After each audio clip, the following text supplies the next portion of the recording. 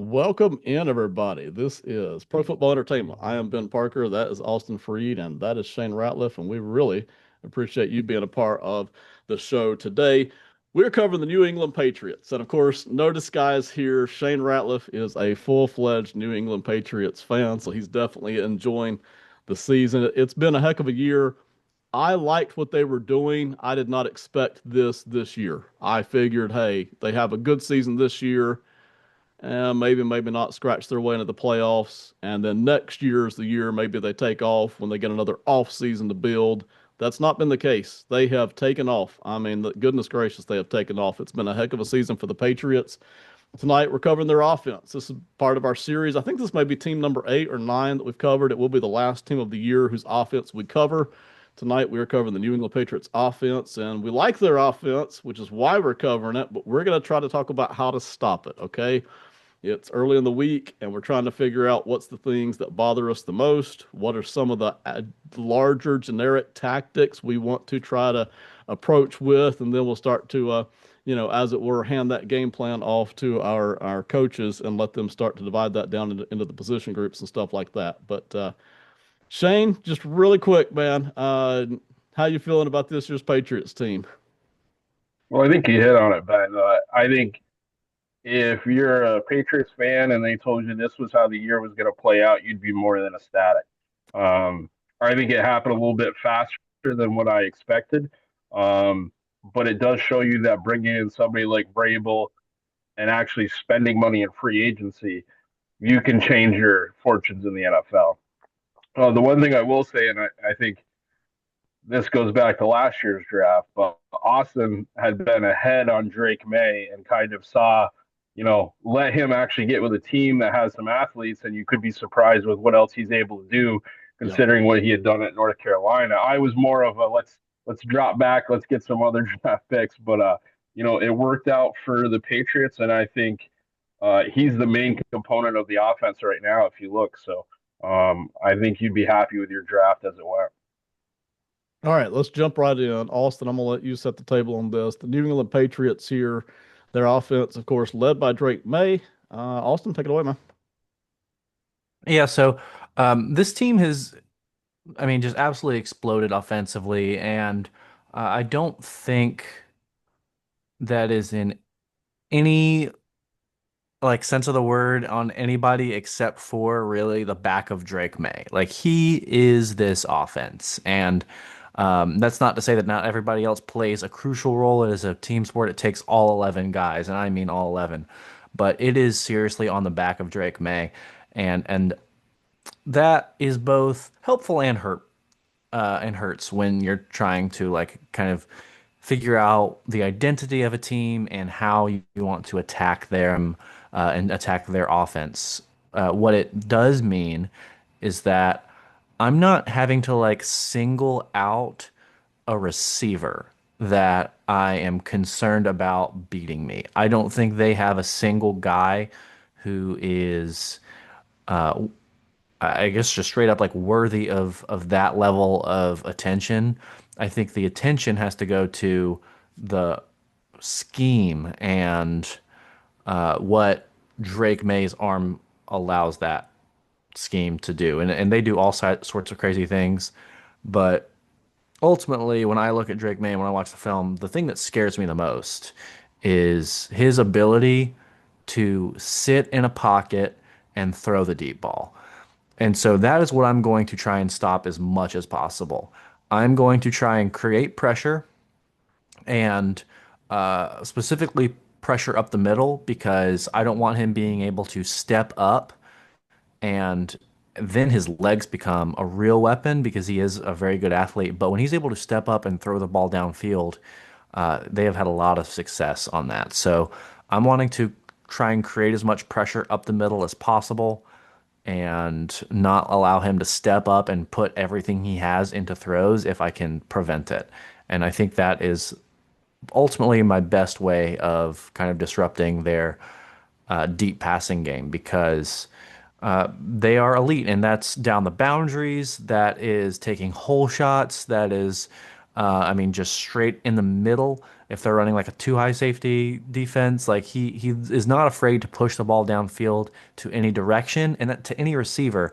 He throws deep balls to his um, tight ends up the seam, to his wide receivers down the sideline, to his slot receivers over the middle. I've seen his running backs a few times, and not quite all the way downfield, but he's thrown a couple of 15-yard passes, I think, to his backs. And that's like air yards, not like dump offs that go for 15. I mean like actual legitimate downfield passes to his running backs. He is not afraid to push the ball downfield. So that is my number one concern if I'm trying to stop this defense, because that is sort of his superpower that he has as a quarterback. Yeah, listen, Austin, I totally agree with everything you just said. Okay. I didn't necessarily, I did more study on this offense than any of the others that we've done so far. I put together more notes than I did, and I Mhm. only came up with two things that I wanted to accomplish. The rest of them, I was going to wait to see what y'all came up with. All right. The first thing I want to accomplish is, and I'll get to how in a second, but it's the Drake May show for me. I'm not saying there aren't legit receivers on this team because there are. And I'm not saying that the offensive line hasn't stepped up over what even I really kind of sort of thought it would be this year, because it has. It's the Drake May show. And I'll couple that with Josh McDaniels, who I really respect as a play caller, as an offense designer. I don't want him as my head coach, all right? And I don't suggest that people should be looking to promote him back to head coach somewhere around the league again, all right? I've seen enough of that. Goodness gracious. But as an offensive play caller and offense designer, I love him to death. He is just tremendous and has been for a very long time. You see the balance, you see the fact that they can do so many different things, you see the fact that they don't get stuck in a rut. I absolutely love it. So Josh, along with Drake May. I absolutely agree. It's the Drake May show. That's where I need to start and stop as far as really my whole focus here. I'm going to add to that my own little tenet here. I'll write it in a second. Austin, you mentioned pressure up the middle. I want to disguise more than anything that I've done with any other offense. I want to disguise, disguise, disguise because I feel like no matter what I do, if they know ahead of time I'm doing it, they've got the answers already.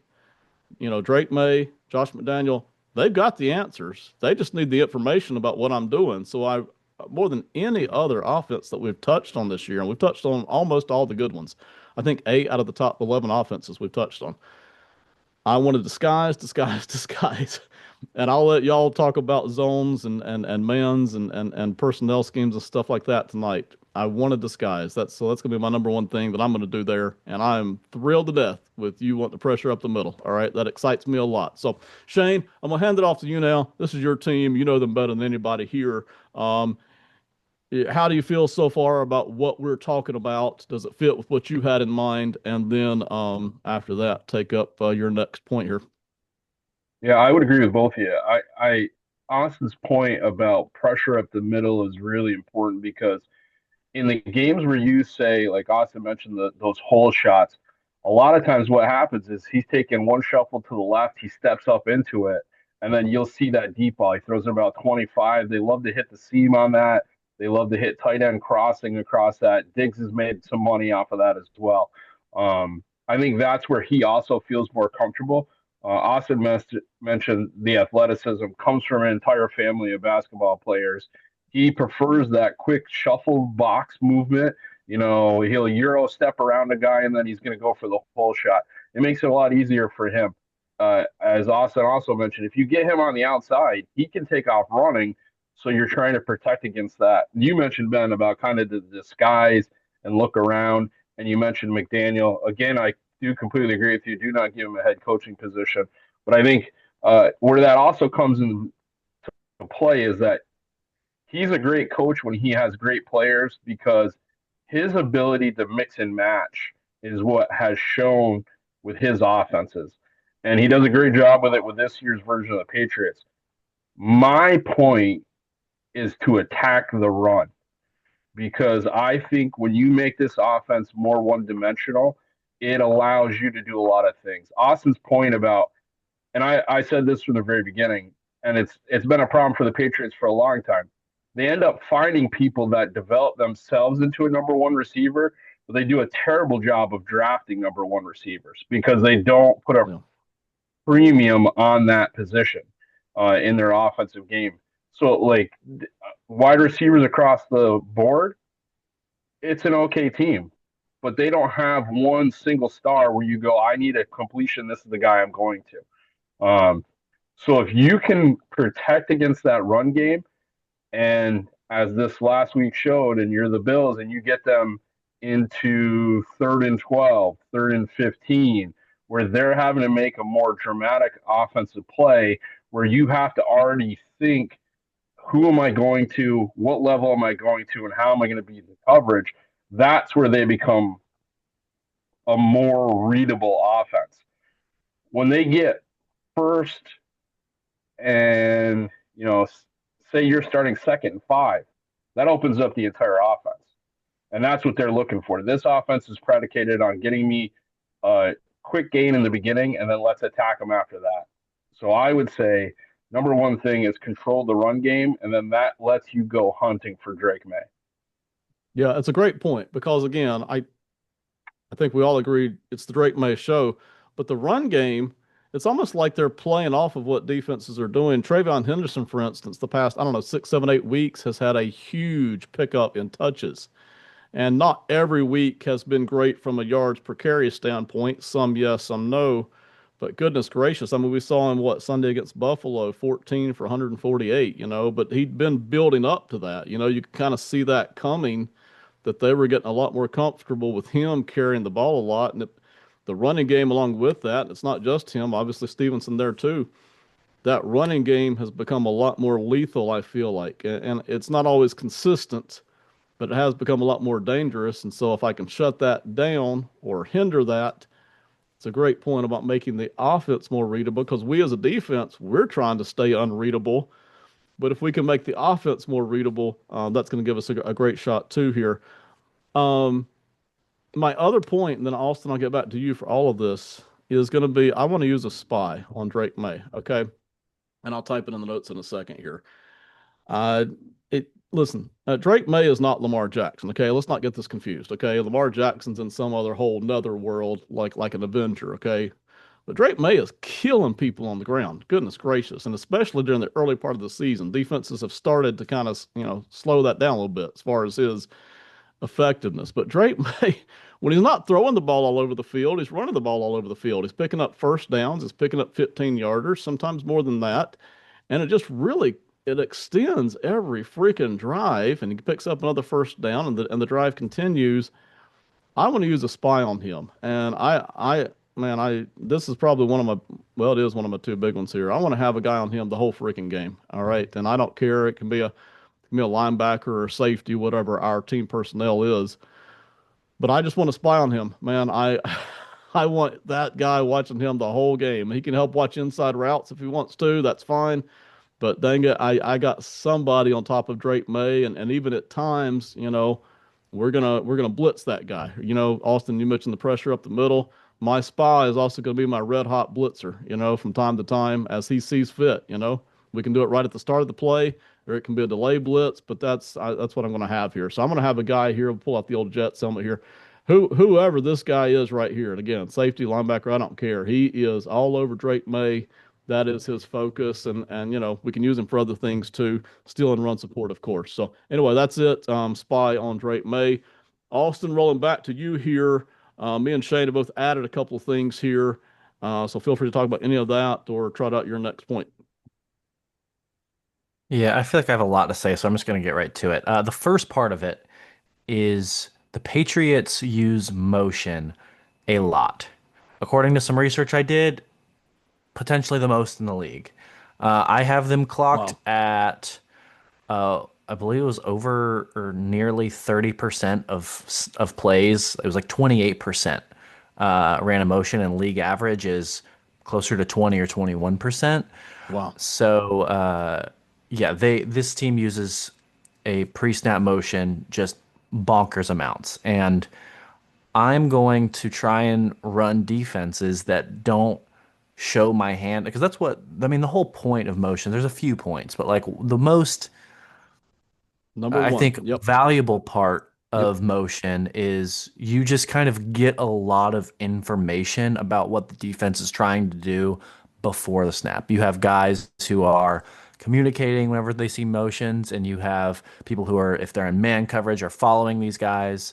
And so I'm going to try and get in the most like kind of versatile defensive setup I can, and that's just going to be like a nice 3-4 base defense as much as I possibly can because I think that allows me to run the most out of this one look, and I'm going to be running a lot of zone, obviously, so I'm not having guys who are falling around with these motions. And I'm running 3-4 defense, and I'm trying to find my notes because I have a lot for this. And one of them, though, was to do with their running game, the Patriots running game. They run a lot of like man blocking concepts. They don't run a lot of inside zone. If they're going to run like a zone blocking, it's going to be an outside zone, and that's going to be with Travion Henderson. And he's going to run it a very long ways if he gets open. Hmm. That dude is a menace on outside zone. But this team really likes running like power and duo. That's kind of their bread and butter in terms of the running game. And being in a defense that is, a bit of a heavier front where you're in a 3-4 with your outside linebackers kind of walked down as stand-up edges, it is a really good way on early downs or specific, downs that they lean run more, which they do on early downs a pretty average amount. So yeah, I'm running 3-4. I am going to be in zone coverage a lot, and I am trying to stop this kind of duo man blocking that they do on most of their run plays. And then on those outside zone run plays where they really have a lot of success breaking off big plays, those do get a little scarier in this situation, and I'm aware of that, but that's just one of those things. It's not something they run too often, and I'm just hoping we can contain those to maybe one or two explosive run plays on an outside zone in a game. I can get away with that and survive if I'm able to, like I said earlier, prevent the deep ball as much as possible. And then if I'm having success against what they're doing more often, than allowing this sort of less often thing to happen every once in a while. That's something you're just gonna have to give up. That this is a very tough defense to play. I have no plans on shutting them out. Like that's just not Right. gonna happen. And I think when you recognize that, you are going to be able to have a little more success. I think that's something that the Bills eventually did in the second half of their game. And what was it? I believe it was a week 13. I was watching some snaps. I think it was the Bengals they were playing, and on a lot of those, week 12 or 13, one of the two, they went like 2 of 7 on third down. The Patriots did in the second half, and I watched all those plays and most the entire second half. And it's this very much like, hey, we're gonna give up yards. Drake May's gonna beat us a few times with his arm. That's okay. What we need to do is try and get this team into third and manageable. Not saying you're going to get them in third and 10 plus all the time, but if you can keep them to third and 6 and then get some good third down stops, like you're going to be sitting pretty. And that's what the recipe has been when I've seen teams have short period success. It's never been for a full game, Right. but like in the Bills' second half, that's kind of what they did. They got the Bills into third and manageables and then executed on third down. So I know it's a lot, but this is a lot to try and cover on offense. It's a talented group of guys Yeah. with versatile weapons and an offensive coordinator that is in his bag right now. No, it's a great point, and I'm with you on all of that because I didn't pick out a zone or a coverage this time. I didn't. It wasn't at the top of my list because I wanted to disguise and I wanted to spy. But hey, 3-4 because I went ahead and moved the helmets around to reflect a little bit more of a three linebacker set there as opposed to the 5-2 I came in with, and then you had the zone coverage there. But you're right. I mean, no matter what you do, dang it, this offense is going to move at some point. You're just looking to pick up an interception. You're looking to stop them on occasion, and you're looking. It's kind of the old Patriots thing where Belichick and Brady were just like, hey, if we come out 3 points ahead, we win. Who cares if it's pretty or not? If we're a defense trying to shut down this Patriots offense, we're just looking to give ourselves a chance. We're not going to be able to shut down. We're just looking to give ourselves a chance to come out ahead in this game, even if it's by a point or by a field goal, by 4 points, something like that. Just adding to Austin, because you're right, there's so much here. They're actually very good at play action, among the top three, four, five teams in the league as far as how good they are at it. They don't run it that Yeah. much. About half, they're about average as far as how often they run it, about middle of the pack. But it's just another thing in their bag that they're good at, and all that balance, that blending, that being flexible on offense that they are makes it so much more difficult. This is not even to me the most talented offense we've looked at. I don't even think it's close. I think if we looked at several more talented offenses this year, and this has been the one that really kind of, I don't know, scares me the most, but aggravates me the most because there's just so many different things that they can do, that they're going to do, tools in the bag that they're going to pull out. I mean, it's tremendous. So I'm going to go back to each of you one final time here. Shane, I'll go back to you on anything here you want to talk about with the Patriots and their offense and not only what they are, but what else we might try to do to shut that down. Well, I think Austin brought up 2 points that kind of piggyback off each other. When he was talking about the amount of motion that the Patriots run pre-snap, right around 30%, which is, as Austin said, quite a bit above league average. What the Patriots offense does out of that, and you guys hit on it very well, is they're looking for a matchup problem, especially when Will Campbell was healthy. Uh, Austin mentioned the blocking scheme. They would motion away and then they'd run duo at the point of Yes. attack with Will Campbell and Trevian Henderson. And by that time, you have four blockers against three defenders, and it's good luck for the safety to come in and help. Once Will Campbell became not as healthy, and then you couldn't run that the same, they started to go and get some chunk plays out of that zone, especially outside, because they can stretch defenders. Matt Collins, for as much as he's known for not wearing shoes and those type of things, is an all time plus defender as a wide receiver. He loves to get in there, is going to make those plays, and it's a big part of the offense. If you're going to play receiver for Patriots right now, you need the block, or they're going to find somebody else because there's not a superstar out there that they can just say, okay, he just does too much for us to require him to block. The one thing that I think becomes difficult for them is that Austin mentioned you get them into a different position, you get them into a longer play field.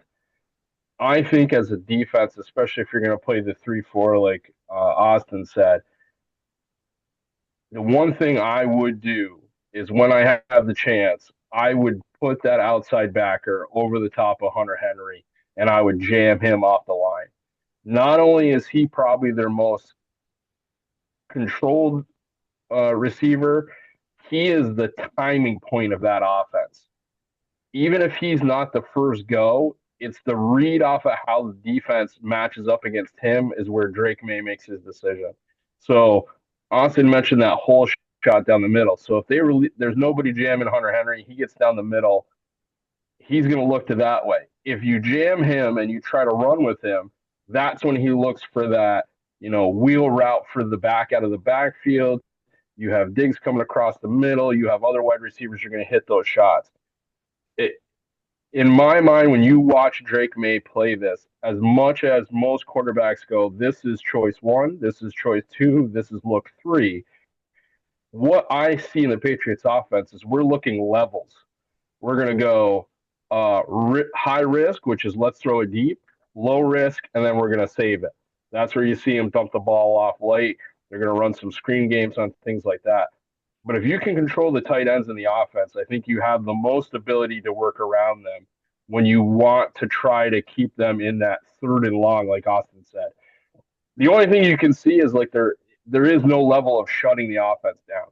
If you told the Patriots they were going to come away with 21 points in the first half and then we just have to play defense, I think they would have been okay with that. You're not going to think that your offense is going to completely putter out in that second half and not be able to get another touchdown on the board. Yeah, it's a great point, Shane, about jamming Henry. Not something I considered, but that really is a great point there about, messing up the timing there of part of the Patriots offense. So that's really good work by both of you. Austin, I'm gonna give you the final word here on our way out the door. Then I'm gonna ask Shane one quick question as a Patriots fan, and then we'll shut the thing down for the night. Austin. Yeah, I do like pretty much everything you said there, Shane. Although the one thing that does scare me about their tight end usage, especially Henry, they have really adopted like the Travis Kelce isms that he has done so well in his like especially the latter half of his career, where he is just kind of hanging around, not really doing much for the first half to full second of the play. Like there's a good zero point 0.5 to 1.0 seconds where he's just kind of hanging around, seeing like getting a good vibe for what the defense is doing. And then it's like, okay, now I know. And then go. And so I am a little concerned that the jam is not super effective when the tight end doesn't really plan on getting anywhere immediately. I think it does help with those deep kind of hole shots that you talked about. That's really what you're going to try and cut off and choke out with jamming him. Because when he does want to get off the line quick and just get up the seam as fast as possible, like, if backers are mugged up and he's like, I'm just going to, run just straight over the top of them, and just win at the catch point over a linebacker who's retreating. Like, that's something that he does fantastic. But yeah, I am a little bit worried about that kind of block and release slash just vibe for a second and see, which is something that Travis Kelce really perfected, like around like the 2018-19 era when Mahomes kind of first came onto the scene. They kind of perfected that, and he's really mastered it and still does it really well to this day. And I've seen a lot of other tight ends sort of develop that game. And to me, Henry is the one that kind of mimics that specific skill the best. And that does terrify me. All right. Shane, quick question here. I'm gonna advertise for us after that. Shane, I listen, I love the older logos of the NFL, basically the 80s and the early 90s logos. That includes this Patriots logo that I've got floating around on the screen here. I purposely put it on because I love it. I've asked you this before about a year and a half, 2 years ago. But again, I want to get an update for our listeners here, especially I think probably most of the people tuning into this one are going to be Patriots fans. If you were picking the logo, what would be the primary logo as far as game day helmets, right? What would be the primary logo uniform? And then what would be the second most frequent option throughout the season, Shane? See, so I like the one that you have right now, the true Minuteman Patriot look here. I like that when you go with the red jerseys and you have that off the white helmets in that build. Hmm. My all-time favorite Patriot look, though, is the Drew Bledsoe, just like angry Patriot head, Okay. uh, in the dark blue silver jersey. That's the loss to the Packers in the Super Bowl look. That Right. was the one that zoned me in. This is more like the Grogan loses to the Bears Super Bowl look. So you got a different thing. You got to pull on each of them. They're one of the ones that I do like when you go back. I think the only other one that's a great one that has had a significant jersey change, it's like the Chargers. I think the Patriots and the Chargers, when you go back to their old jerseys, there's just a nice look to the way that those are. I think a lot of Yes. the teams, when they go back and you see like their 1980s jerseys, you're like, no, I get why you made the change. I don't feel bad about any of the Patriots uniforms that they use, but I can't tell you how much it bothers me when a team has a uniform I like, doesn't play particularly well in that uniform, changes it to something uglier, and then starts winning in that. It drives me bonkers. It's happened to several franchises, but life goes on. All right, everybody, thank you so much for watching. Austin, Shane, has been tremendous. This whole series, again, this will be the last we do of this particular NFL offensive series for this year. We got a lot of other things that we're doing. The draft prospects, we've been putting them out, and the content is legit because we've studied these guys, but we've been putting them out later in the season too. So it's not like, other than, oh, this guy has an injury that we didn't know about, it's not like the information becomes invalid. Okay. It's good all the way through the draft time, but we're going to keep putting them out. Okay. So every week you should be looking at two or three guys. Some of those guys will show up on this channel. Some of them will show up over on Box Score Network, but we'll keep putting out those guys. Those are deep profiles, usually 15, 20 minutes for each guy. So you'll see that coming out. And then also we'll be doing some other things that'll be coming out as well. But really appreciate the work here tonight. So again, this is Pro Football Entertainment, and we really appreciate you dropping in. And have a great one, everybody. Good night.